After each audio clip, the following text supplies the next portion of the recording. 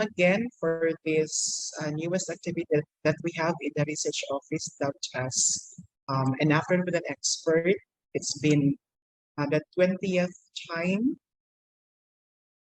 since we have launched this particular activity. This afternoon, I am personally excited to introduce to you our speaker. She is currently the manager of HITSU that we have in the university. She is an electronics engineer by profession. Okay. Now, please help me welcome Engineer Gladdy Christie Compasan. Glads, the virtual floor is yours. Afternoon once again to my USTP colleagues. I'm quite okay. My audio is okay, Jeff, right? Okay, Raman. Yes, okay. Ma'am. Loud and clear po. Okay, so thank you. Thank you by the way to the research office, the team of Dr. Talili, no, for inviting the TPCO, not to represent and to talk this very interesting topic, no, about the value of intellectual property in research, not just in research, no, but in the context of innovation.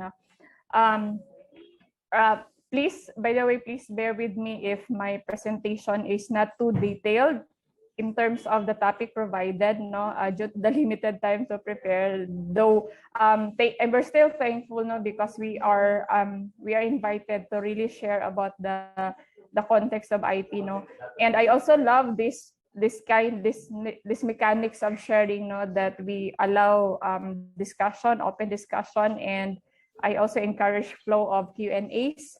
And sharing because mga uban din, you know, we have from FIC, we also have from Hasaan.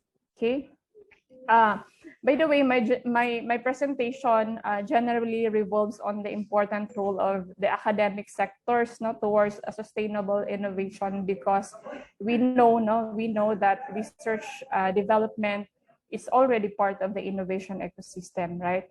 And on the later part of my presentation, I will try to give you a glimpse now of why IP protection is important in research as far as innovation is concerned, and why is it important to file IP protection prior to publication, or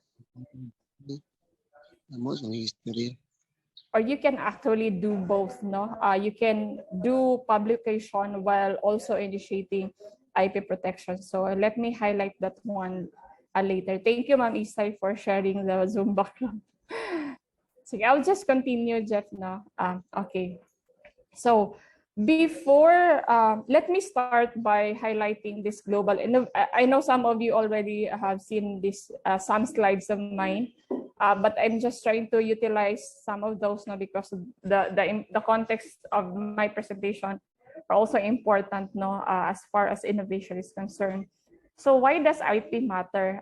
Basically, when we talk about IP, we always look into the context of innovation, no. So let me start by highlighting the Global Innovation Index, no. The Global Innovation Index is an annual ranking, no, of countries. There are actually 132 countries ranked around the globe, no. They were ranked for their capacity for and success in innovation. And it basically ranks the innovation ecosystem performance of economies around the globe, no.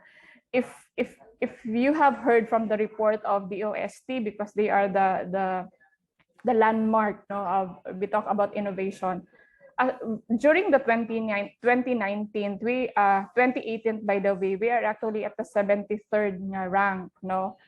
And because of the challenge of innovation, the Philippine government did a lot of job, no, for this challenge, no. So on the 2019, we did great because we are in the 54th rank. We did a lot, no. That's why on the 2021, the latest ranking, we are at the 51st Global Innovation Index. If we look at how the Global Innovation Index was measured, one of the components there is the application of patent, no, not just research, patent yun ang ilahang gina-measure, no, because it directly affects the economy. No, if you try to look at this performance of the Philippines, now we actually did great, no? We can really say that we have the capacity and we have the capability, no? There are a lot of competitions, no, when we talk about innovation. So maybe to really do more, we just have to do more and perhaps create a more synergized strategies, no, towards a progressive and a more sustainable innovation ecosystem. Let's not just talk about innovation. We have to talk about sustainable innovation, no? And this Global Innovation Index is very important. Why? This is mainly because it recognizes the key role of innovation as driver of the economic growth and prosperity of the nation. And intellectual property is one of the most important aspects now when we talk about innovation. In fact, many economists around the globe argue that evolving institutions and entrepreneurs, no, katong mga startups, and technological advancement of one's nation is at the heart of the economic growth. And this is because of the intellectual property that it bears, okay?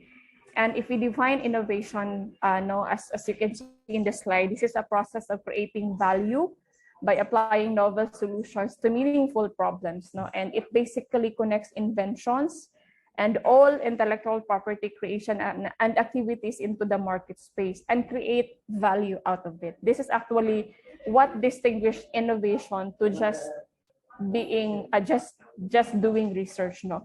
Is the value that it can offers to society and generally to the public, no? However, no, innovation is hardly cost-free. It systematically involves significant human and financial resources, and the only way that you can really benefit, you can really gain the benefit and the benefit of your intellectual contribution is to protect it. Now you have to protect it because that's the way how you value. That's the way of valuing your technology, and this is to prevent no others from exploiting your invention without your authorization. No, so that's innovation. Okay, so if we define in a more simpler sense, no, innovation is simply an invention plus exploitation, or an invention being used and utilized by several sectors. It could be from the industry, no, community, and the public in general, no. So there are ways mongkod of utilization. One of that is commercialization. One of that is for public use, no.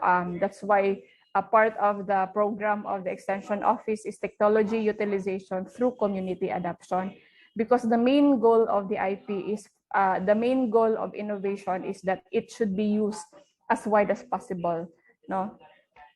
And in the stage of invention, if you can see at the presentation, this is where the research and development is established, no? So this is where we come in, no? This is where the university really has a big role. And commonly, I'm sure you would agree, no, the old paradigm is that the researchers manage to communicate their inventions through publication, right? The new innovation paradigm is where researchers develop, initiate protection first prior to publication. And this is the only way to ensure that researcher can maximize the potential of their researches and technologies developed through the market space, no? So ingon pa nato, what is really the role of the academe to the society? We have to develop solutions that can solve the problems of the society, no? And to really support, to really encourage and foster innovation, we have to be remunerated. We have to gain income out of it because it comes from our intellectual mind. So that's why we need to value our research through intellectual property. Okay, so now the part of exploitation, this is still the challenge, no? When we talk about innovation, this is the challenge of bringing this research, these inventions into the market space. And they can be in different modes, as I have mentioned, no? Pwede siya sa government use if the government think that your technology has really potential in solving general problem, no? That's for government use. For community use or for public use or for industry adoption, that's through technology commercialization. And once the invention were successfully exploited, no, this is when research and development and innovation become sustainable. It's not only research and development. Innovation comes into the equation. No, this is to ensure that there is a sustainable utilization of our researches. No, and the role of innovation, we have to keep this in mind. The role of innovation is not just to be advanced in technologies. It's not only about advancing our technologies, developing new solutions, but the more challenge is to make these technologies sustainable. And this can only be realized if it will be properly exploited by wider consumers and users. Okay. And if we look at if we look into the overall innovation ecosystem, no, we can really see in the picture that the colleges and universities play a very important role in developing these valuable and competitive inventions. Not only the RDIs, no, or the research development and innovation institutions, but also other sectors of the government, such as katong industries, no, who will both participate in investment and in utilization of technologies, no, funding agencies, of course, and other non-government organization which helps strengthen the use of inventions, no, and bring these inventions into the market space. Okay, and moving further, talking about funding and investment, there is a big concern until now. No, this is also what we also want to share. No, there are problems. The question is that why is it that some promising technologies seem to progress quickly, but they disappear entirely. No, and they may be suffering by being stuck in what we call the valley of death. So what is this valley of death? We knew, no, as researchers, as part of the academic institution, we develop technologies. We knew that every new invention requires a certain amount of funding to survive, right? And these financial investments may start from the discovery stage to doing a lot of research about the technology, to develop to the stage of developing the concepts and products, and finally scaling this into a more profitable, a new innovation that the market adopts. No, and it needs a lot of investment and funding in those areas. But the reality, most of the universities like us, USTP, we rely much on public funds, such as from those provided by the UST, no, as a government funding agency. And the common scenario is that for researchers to develop in the university using public funds, those researchers developed, no, using public funds are nowhere near commercially viable. That is the reality. If we try to look at the technology readiness level, we are somewhat in the level 3 at TRL, no? And in between these stages, often when a public solution fit is being investigated and when new product or ideas were tried, they can be a stage where public funding is not high enough because it is no longer about fundamental research. Another point of concern is that some large companies also are not willing to invest heavily because they are not sure if such technology developed can really penetrate into the market. And this is where the researchers fall into what we call the valley of death. Now, this does not mean that it is impossible for projects to get through to this valley, okay? If innovation is to be really successful, it needs to be able to show its value throughout its journey. And one of the best yet effective way is to really get funding, no, for it to be scaled out into that value of death. And the strategy is for you to value the technology, it has to go through intellectual property protection. Okay. In fact, based on studies, based on research, no, companies, industries who invest a lot on their intellectual property, they gain 20% higher revenue compared to those companies whose products and services are common in the market. Okay, So when we talk about intellectual property, so what is intellectual property all about? Let me go back. Okay. Intellectual property is actually a collective term, no, for intangible assets or characterized as non-physical property that is the product of the human intellect. And it is basically the knowledge of how to do, it's the knowledge of how to do something better, which is relatively the foundation of innovation. And in order to protect this intellectual property rights, our country, the Philippines and other states also has their own policies, laws protecting their rights because IP is territorial in nature. And in the Philippines, we refer this as the Republic Act 8293 or the Intellectual Property Code of the Philippines. And its role is to provide for the protection and enforcement of the IPRs or intellectual property rights and sets out the legal framework for IP protection and enforcement in the Philippines, as shown in the slide. And there are several forms of IP. I'm sure you have attended one of those IP awareness that we have been regularly conducting. And to mention, these are the patent, invention, or utility model. This is one of the parameters being measured in terms of the Global Innovation Index. We also have copyright and related rights, industrial design, trademarks, and many more. Okay. Part of this law is also to the establishment of the Intellectual Property Office of the Philippines as the government agency mandated by the government to facilitate protection and implementation of this law. Okay, so that's the RA 8293. And these are the set of intellectual property rights that is covered by our law.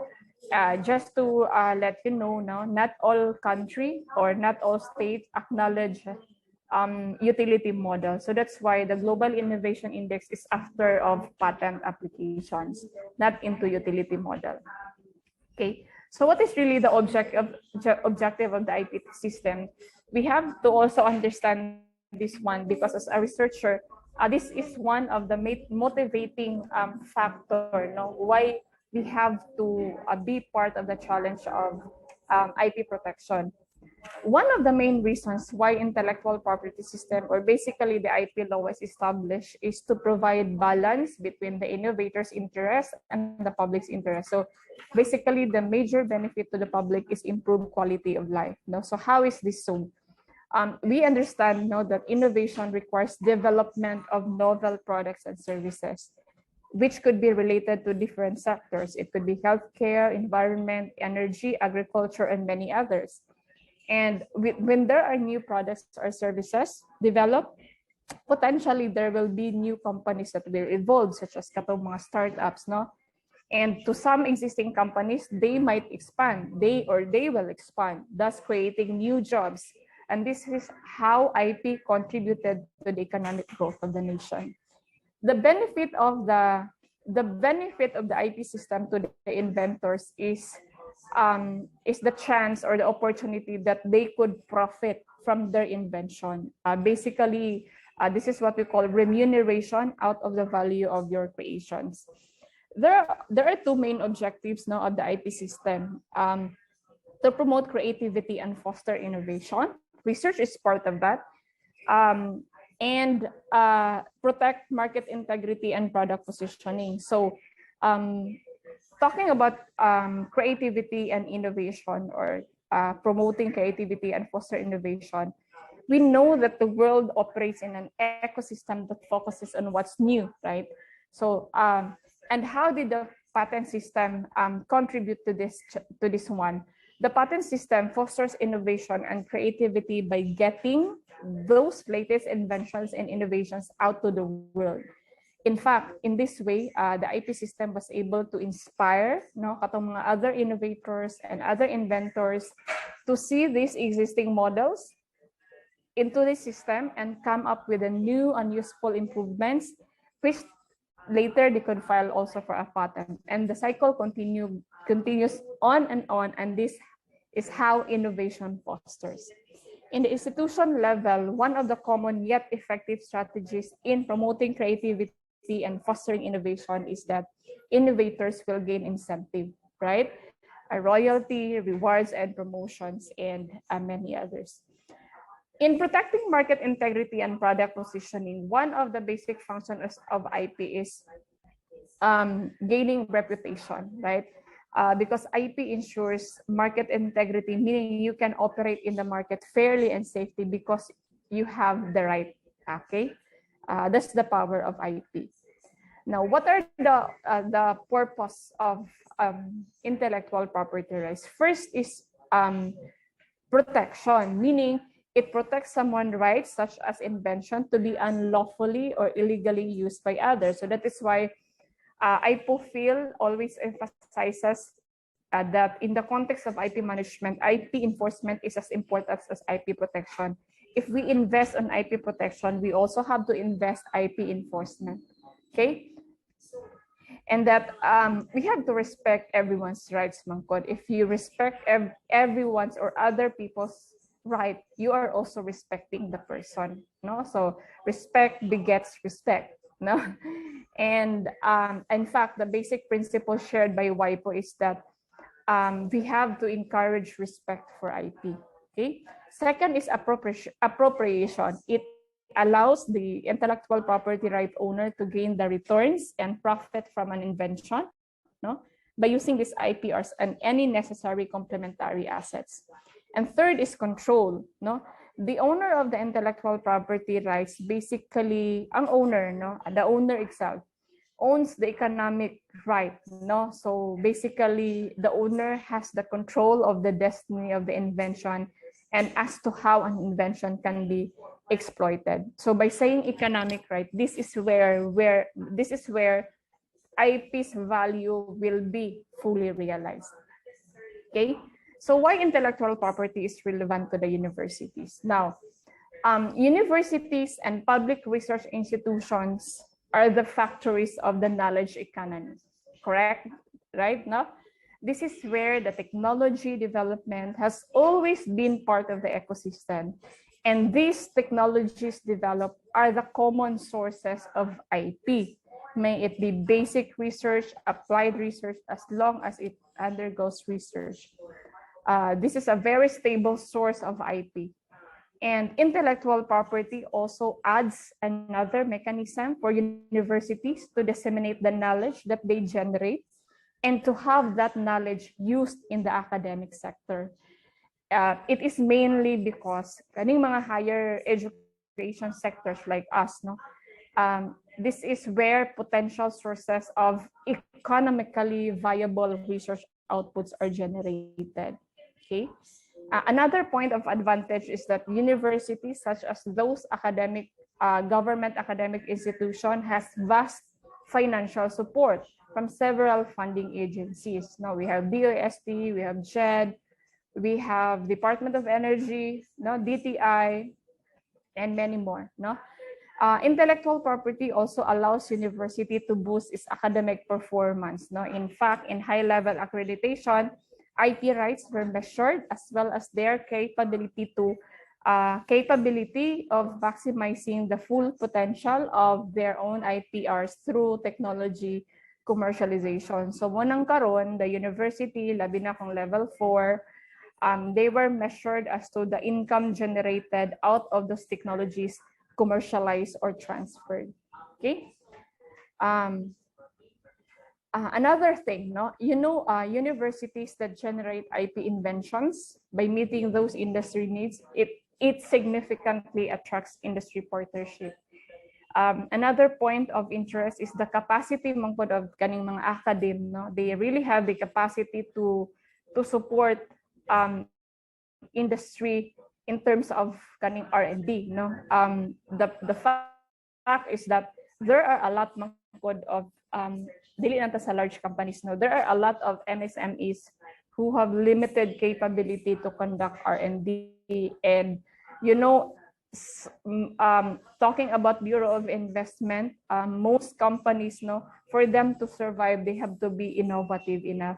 No, companies' competitiveness were also measured in terms of their innovative products and services. No, but they have problems on this side because they have limited capability to conduct R&D, given they have limited expertise, they have limited facilities, and several other concerns.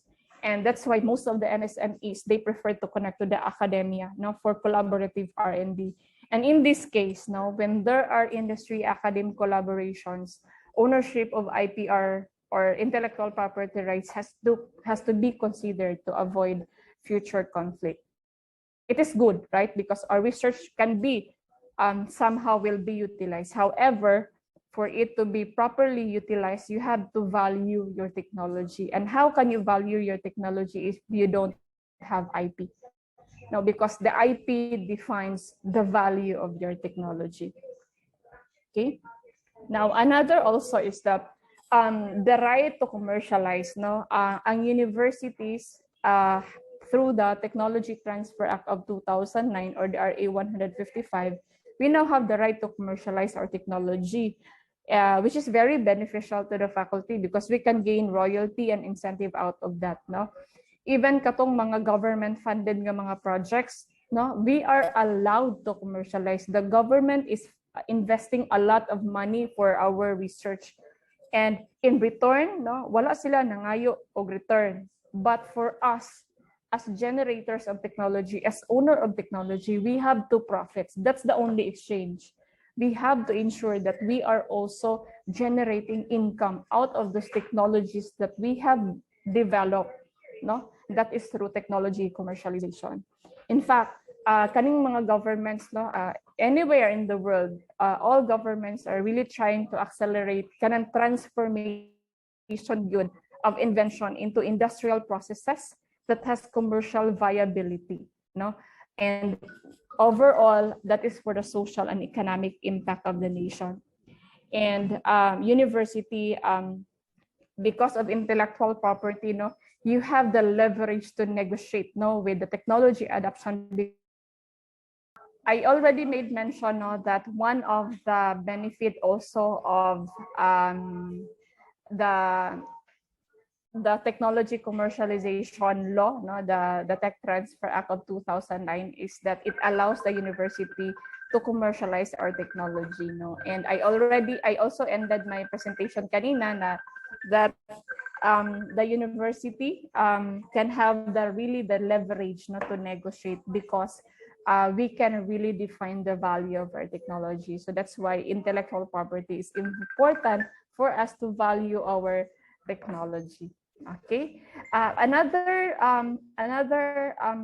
good part about intellectual property in the academic sector is that the promotion and incentive system. So it's part of the policy. So that's why for an IP environment to be really successful, it has to be supported with policy. And very fortunate for USTP, we have the IP policy and technology transfer protocol, where we encourage remuneration of our researchers to benefit from those technologies registered and transferred. And as a result, we will receive incentives and basically part of the promotions. I'm sure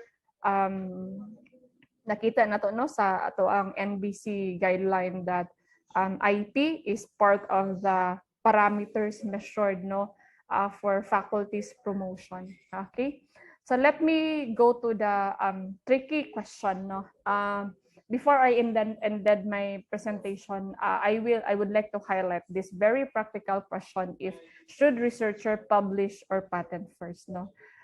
I know generally as a scientist or a researcher's mangkod, every time we conduct a research and every time we develop inventions, most of us are extremely eager to reveal our creations to the world, right?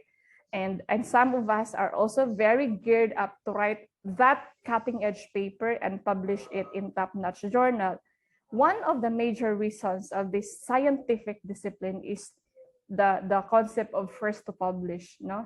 Some of the researchers, especially katong naa sa academic, they are under pressure to increase their publication count in order daw, I'm not sure if others would agree, in order daw to establish their expertise in their respective fields. But we have to think more, no? If we have to do this immediately, no, kaning publications, or should we wait for IP protection? Chances is that you might be jeopardizing your prospects of monetizing the inventions arising from your cutting-edge research. And as a scientists and researchers ourselves, we have to understand that our most valuable asset is our research idea. And without a patent, anyone can copy your invention with complete liberty. And patenting your research, no, or filing for intellectual property rights helps you to benefit commercially from the invention and have gratifying financial returns.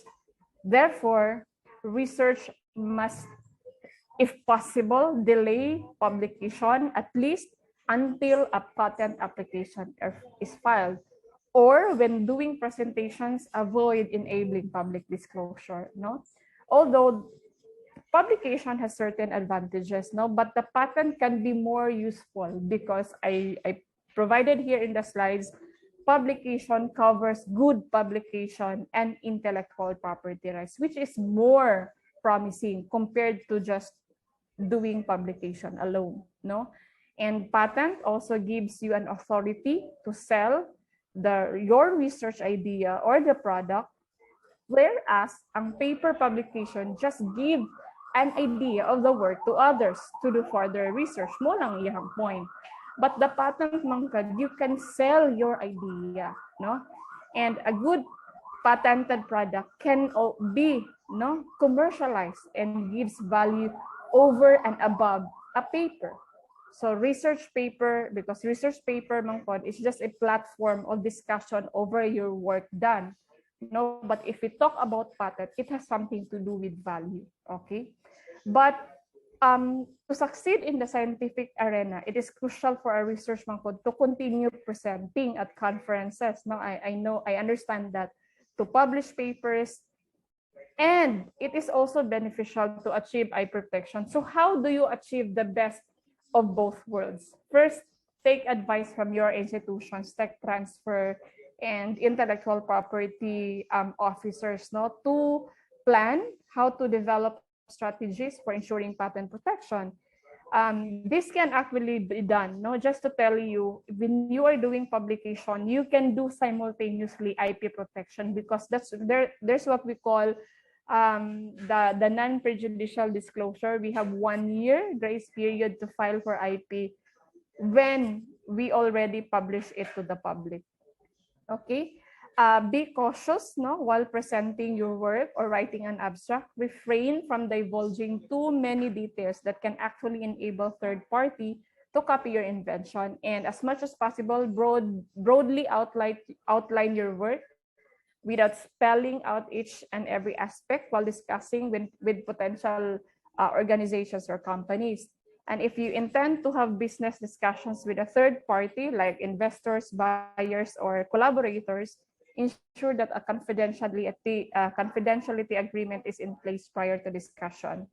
And if you are also very tricky enough, use codes to describe your data, elements, or any principal components. And take assistance from legal experts about how to best present your work, no? And last, make general statements regarding your work instead of being very explicit and precise about your findings. And for a win-win situation, all you need is a little planning, self-discipline, forethought, and vigilance. No? I hope you learned from that presentation. No? Medyo short lang. That's all, Jeff. Thank you and good afternoon. I hope there will be questions. All right, so thank you, Ma'am Glads, for that kind of sharing about the value of intellectual property protection in research. That was actually a comprehensive presentation. So thank you, Ma'am Glads. At this point in time, let us go discussing the topic through having open forum. In here, we shall welcome some clarificatory questions, add-on opinions, and even some suggestions coming from any of the participants in this virtual group. So by the way, let's just make this informal. We're actually allowing it here some loose exchange of ideas. So any of the participants in this virtual group can actually freely share in a casual conversation to actually facilitate this exchange. So may we hear from Dr. Nueva Salaan, Ma'am Ning, from USTP Claveria.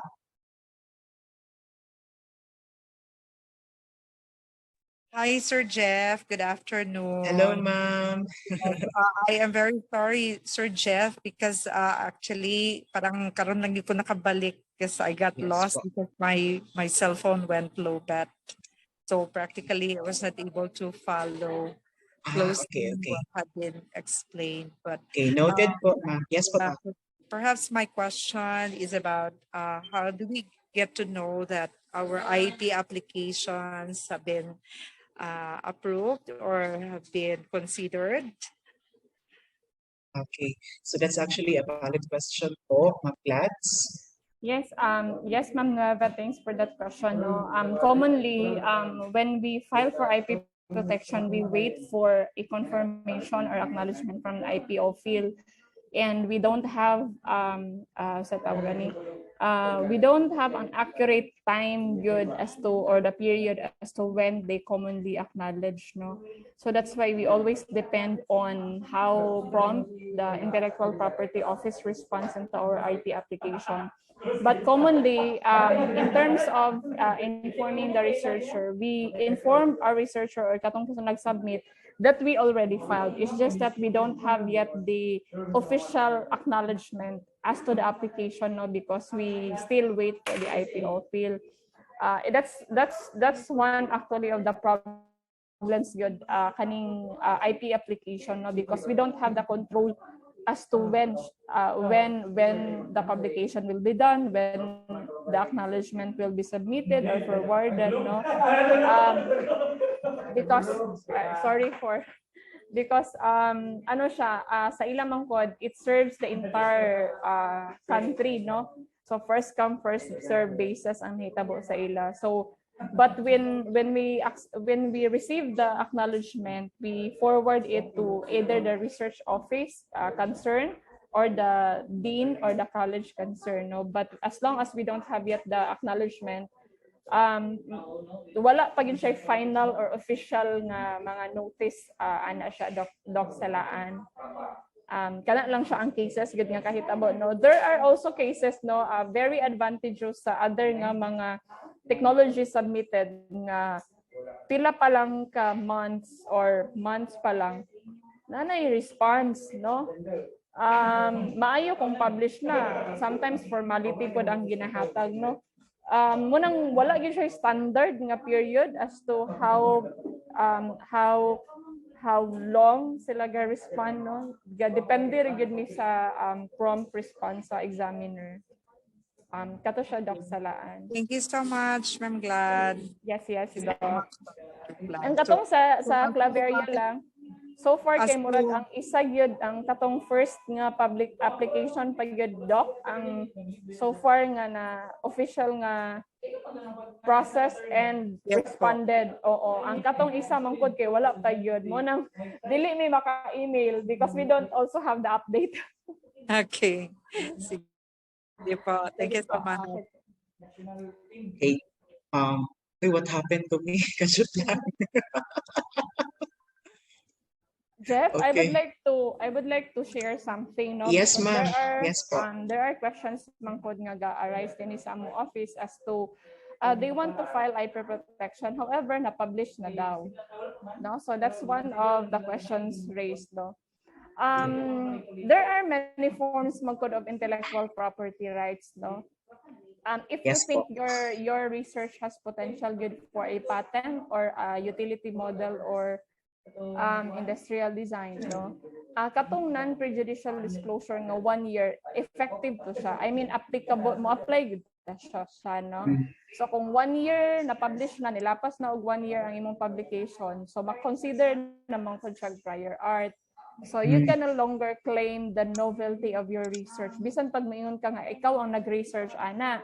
So regardless kung ikaw nag-research na, as long as it was already made available to public more than a year, it's no longer novel. It's already part of the prior art. That's the rule of the IP system. Now, if your research, dili siya patentable, dili po siya utility model, but more on copyright ra ang imong gina-claim, that's okay. Pwede pa siya, no? Because ang copyright mangkod, the moment you create your paper or your paper, it's already protected under the law. That's the copyright mangkod because the sole fact of its creation, you are already protected. Dili lang siya officially registered. That's why you can still file for copyright registration. Just be honest with how, when did you created that research or that publication, or when did you develop that publication paper. Kaya dito mag-start ang inyong IP protection, no? Lahi ang sa copyright. So mo tong among tubag, i-assess what kind of IP you sought to apply. So if patent or possibly dili na gid siya pwede i-file, no? But kung copyright, pwede pa gid siya. Now, kung mag-file for patent, you can still improve man, no? Ang novelty man pod, it's an apple to apple comparison. As long as you can improve, say for example, the methodology, you improve a certain parameter, that's already novel. So dili siya lisod. And as I have been saying, you are very expert on your own field. So it's not too difficult to innovate it. No? Step by step, you can do innovation good. So that's why don't be discouraged. Mora na mag-ingon. Daghang gusto mag-file og patent pero ingon nila na publish na lagi daw. So assessment, talk to the right offices, no, for you to be advised on what strategy to take. Kana Yes, naka-experience yan na ang Glads, no, kaning diri sa research office, diri sa office, because we are actually having this research management system. And the paper was actually published pertaining to this research management system that we have. But our head is actually planning to actually apply this as sa ganito mga utility model ba? Parang nag-meeting naman, let's back. Yes, na-present na siya ni Sir Paul. So, okay na siya. Paul. So, So murag, far, dili wala pa man to ni abot og 1 year mga Glads pa. So, okay pa to siya nga maka-apply sila og utility or for intellectual property protection. as long as it's okay if it's made available to public, but not more than 1 year. So okay pa. But kani magong publication, Jeff, kaning publication niya tong bot pasabot sa IP law. Disclosure ang bot pasabot ana, meaning gi-disclose na ba nimo siya to public, and one way of disclosing it is through publication, no? Publication. Ang disclosure nga gipasabot ana sa IP system is enabling disclosure, meaning the manner of disclosing your technology is it already very detailed to the point that other inventors can already copy your invention without your guidance or without your expertise. That's what we call enabling disclosure. Kung nag-publish ka, but it's not too detailed to the point nga dili lisod gyapon siya nila i-develop, then don't worry with the publication, no, because technically it's not yet divulged. The detail of your technology was not yet presented to the public. Don't mind the publication ay the non-prejudicial disclosure, no. Ang amo lang ginapasabot katong publication or disclosures nga too detailed. Kato siya. So motong among gi-mention in my previous slides, you have to be cautious enough in terms of presentation, but I don't know, no, depende man po ni sa manner sa presentation sa publication. Nagi uban nga detailed kaayo, labi na ang third party nga examiner or editor, mangayo gyud og mga details about it. So it will defeat, no, the non-disclosure. So mahimo gyud siya public information. So kato lang siya, Jeff. Thank you, Ma'am Glads. Any other questions from our participants in the virtual room? Ma'am Army? Ma'am Arms?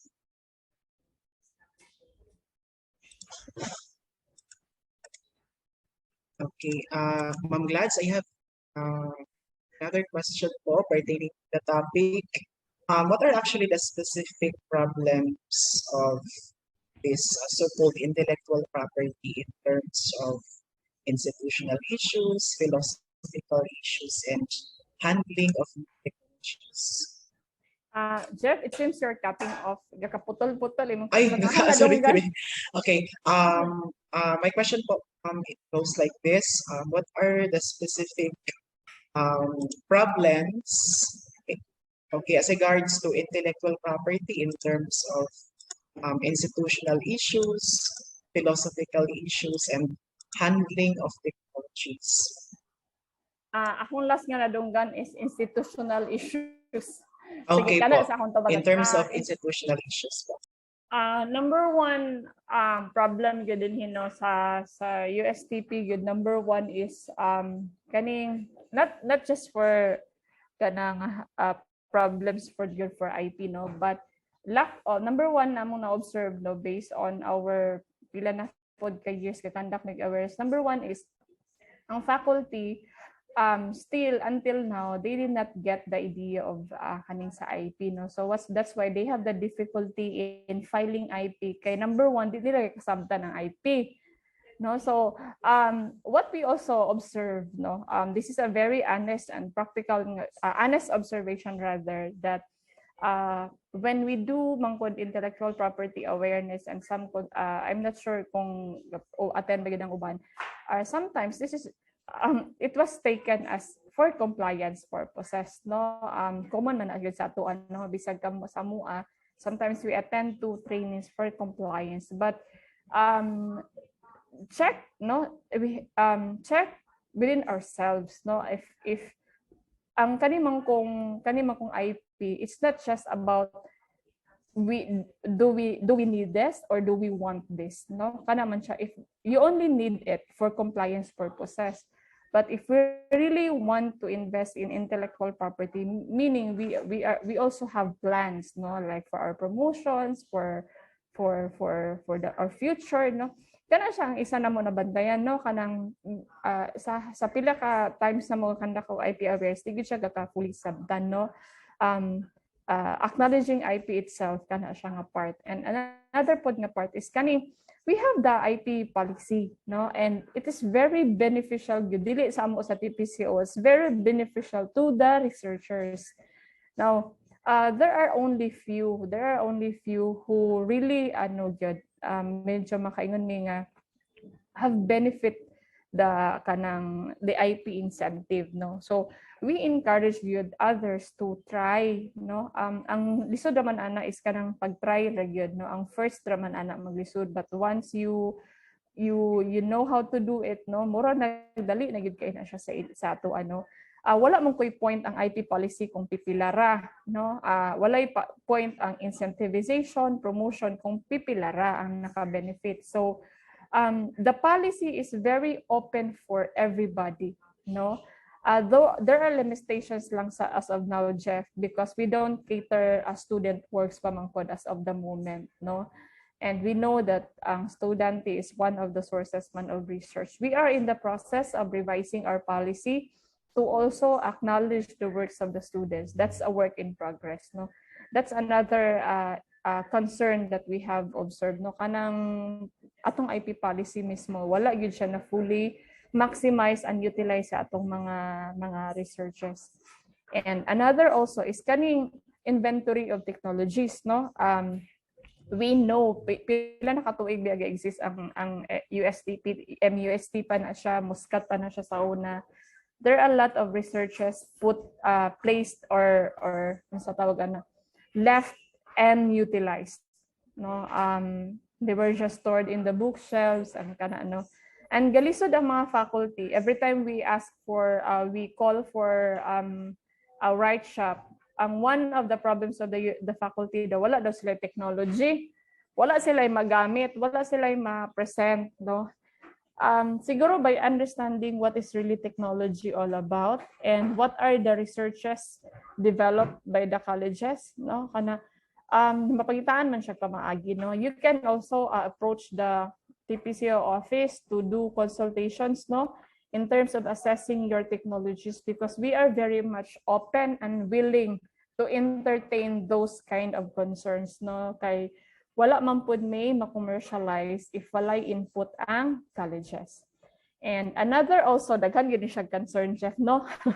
Another also of, we would like to also reiterate that that's the overall part of the mission and vision of the university, no, is to really contribute to the economy through our innovations, di ba?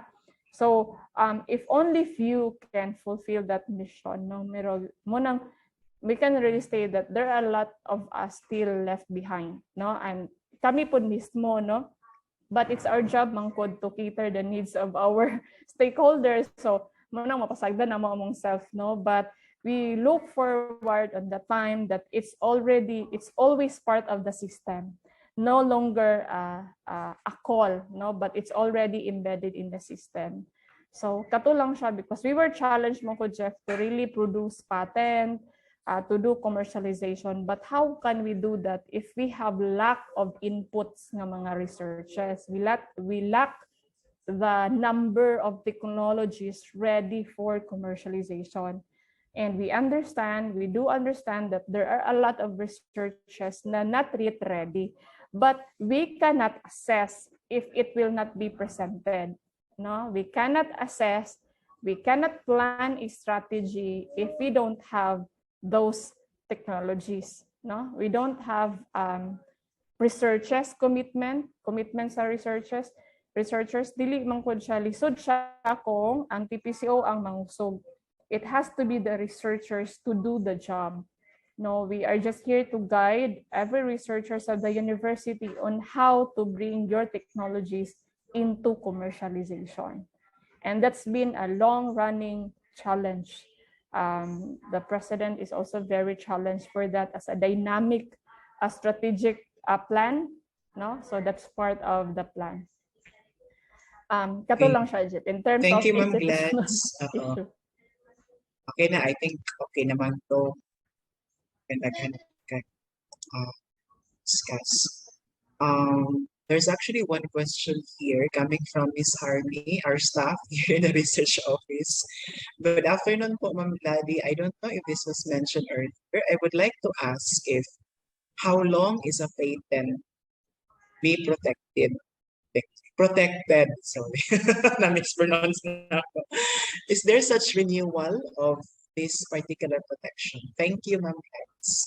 Hi, Ms. Army. Don't worry, no, wala ka na wala. Wala din siya na akong i-mention, actually.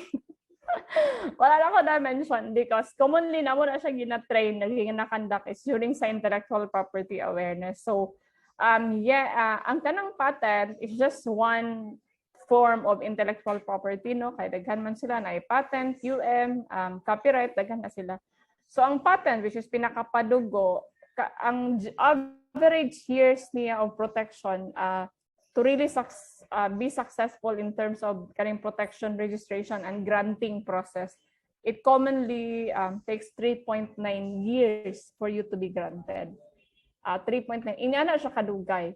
But ang protection mungkod sa patent is 20 years, no? Ang patent, dili na siya renewable. Sakto ba? Renewable. Dili siya ma-renew. Nga naman, kay kung ma-renew, napagyapon sa imo ang protection, no? Nagyapon sa imo ang protection kay one time lang ang iyang protection. That is good for 20 years. Valid for 20 years. No extension. Why is it limited? Part of the principles ng Code of IP is that it has limited rights. Kay kung unlimited siya, as if ikaw ra gyud ang nanay-iya na for the entire world over time, infinity, no? So what will happen to the other researchers? They cannot use your technology because of the exclusive right. Because it's only you who has that protection, no? So mahitabuan na almost everything in the world is very expensive and not accessible, no? Kay daghan man siya nakaprotect, okay? Wala siya renewal, na lang siya maintenance fee, 20 years, but we have to pay annual fees. Kaning patent ra ba kay cost extensive, meaning daghan siya bayaran and it has to be on proper due date, no? So kung mulaps ka, system generated, automatic lang siya nga ma-withdraw or something because you were unable to maintain your intellectual property. Mura po na siya lote, gabayad ta og tax. For example lang, no? Na siya maintenance. Kato siya, All ma'am. right. Thank you, Ma'am Gladdy. How about the others, our students? Do you have any questions to our speaker pertaining to IP protection? Okay. Jeff, I would also have another yes, thing ma'am. to share. Yes po, yes po. The USTP for how many years there is wala kanang for how many years no? Wala pa yun na patent ang USTP to tell you. Wala pa mo nang as of now. Speaking of Global Innovation Index, we are not contributor to that. As a government university ra ba ta, no? Wala pa ta naka-contribute ana because we don't have a patent granted yet. That's why maingon we are still looking for the one. Okay, wala pa yun na mo nakitaan. Okay, so thank you, Ma'am Glads. Ma'am Glads, how often do you conduct IP awareness to the university? Answer, Jeff? How often do you conduct IP Okay. awareness to the university? Di ba your office is actually a system-wide office? So Yes, system. So, we are under the system level, no? So we are actually directly reporting to the president through our director, si Dr. Vanessa Garcia. We are regularly conducting IP awareness. In fact, we have at least, we must, as a franchisee, we are a franchisee mangkod of IPO field. So as a franchisee, we are required to conduct at least 12 intellectual property awareness, both internal and external. No, so munang gakandak po dig IP awareness ni sa DOST, sa mga MSME, sa other universities, sa Department of Agriculture, sa Norminshire. So daghan ni ginakandakan sa Bukso. So daghan ni gina-assist, no, because part of the mandate po sa ITSO, we serve the region where we belong, not only the university where we are part of, no. So that's our mandate. So matingalaman mo kung dili often may gakandak og IP awareness. It's just this lahi-lahi ang set of participants. We also conduct students basically sa technopreneurship. Tanan sections ana ginakandakan namo og intellectual property awareness. Okay. Thank you, Ma'am Glads. Any other questions from our participants? I think wala na, so maybe we can award this certificate of recognition to our speaker. May I request Chris to share it with us, Chris? Right, so this certificate of recognition is awarded to Engineer Gladdy Christie H. Compasan, our sharer this afternoon, who just talked about this particular topic, the value of intellectual property protection in research, signed this day, September 16, 2022, by our USTP System President, Dr. Ambrosio Victoria II. So thank you, Ma'am Gladdy, and congratulations po